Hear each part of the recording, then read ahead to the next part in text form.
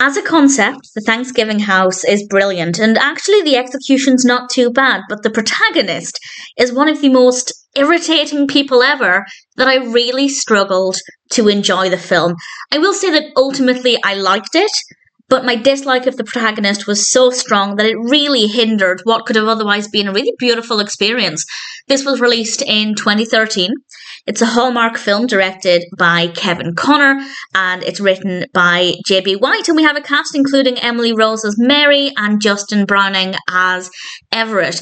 And Mary inherits a house in Plymouth, in Massachusetts, and this was her late aunt's house. She has fond memories of being there. She's quite attached to the property, which is all absolutely fine. And Everett has discovered information that suggests that this house might have been the site of the very first Thanksgiving. And that means that it could actually be a historical landmark.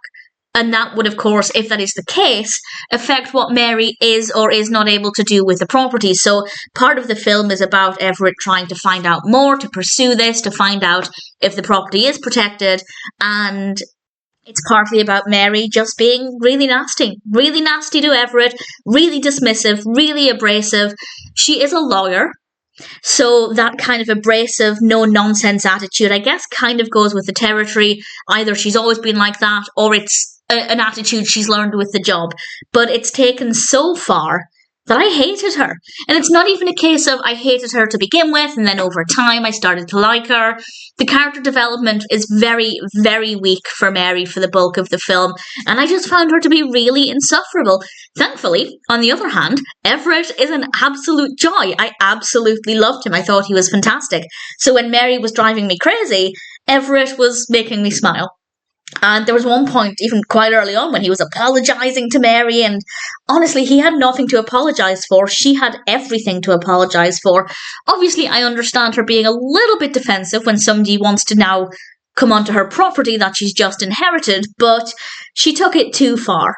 And she's not a well-written character. She doesn't go through a lot of development. She's not likeable, and she ruined what otherwise would have been a really beautiful story. The narrative itself, taking Mary out of the equation, I did enjoy.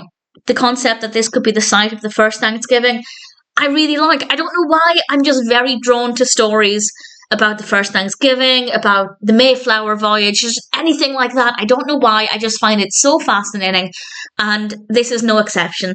So the overarching narrative, I really liked. Everett, I really, really liked. And Mary is one of the worst characters, one of the worst protagonists. Certainly there are antagonists in other films that I detest more than I like Mary, but when it comes to protagonists, characters whose journeys we're supposed to get behind, she's one of the worst. She's absolutely insufferable. But the rest of the film, I liked. So in general, I'd say that The Thanksgiving House is a really good film, but also, it's very, very annoying because of Mary. But that aside, if you can overlook how nasty and self-centered and just abrasive and annoying she is as a character, then I think you'll enjoy the story. Certainly, I really liked it, and Everett definitely helped to make things a little bit more satisfying when Mary was being difficult. The Thanksgiving House is a very good film in terms of the story. Honestly, I could have come away from this saying it's one of my favourite Hallmark films, were it not for Mary. That's how much I love the story. I was absolutely invested in it. And honestly, I wish Mary didn't exist. She's not a good person. So, didn't love her, but I guess I can say I loved the story. Balancing out, it's a pretty good film. If it sounds like it would appeal to you, absolutely check it out. I actually think it might be one of the oldest Hallmark films, original Hallmark movies that I've seen. This was 2013. I might have seen a couple before this, but I feel like Hallmark films, as we know them today, started to come into their element around about 2018, 2019. But actually, apart from Mary, this one's not too far removed from the type of storytelling we get today. And that's quite nice to see. So, The Thanksgiving House, fabulous story. One really great character, one insufferable character.